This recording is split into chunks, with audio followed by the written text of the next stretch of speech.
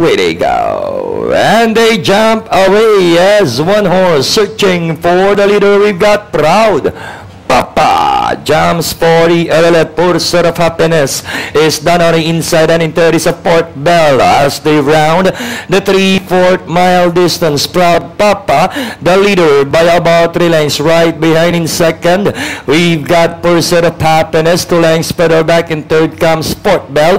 Then Jaiho is racing in fourth, and a long way back to Let It Go, and Pearl Bowl. Proud Papa showing the business and the proceedings, leads by about 4 lengths now. Pursuit of Happiness in second, and trying to get closer now in third, we've got Port Bell. Jaiho remains in fourth, is still Proud Papa, the leader by a length and a half.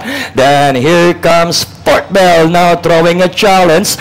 Pursuit of Happiness is done on the inside, but Proud Papa this time by about 2.5 lengths. Port Bell is still in second as they race the last 350. And it's still Proud Papa, and moving up down on the inside is a Jaiho. Port Bell is racing on the outside. Proud Papa by about 3 lengths.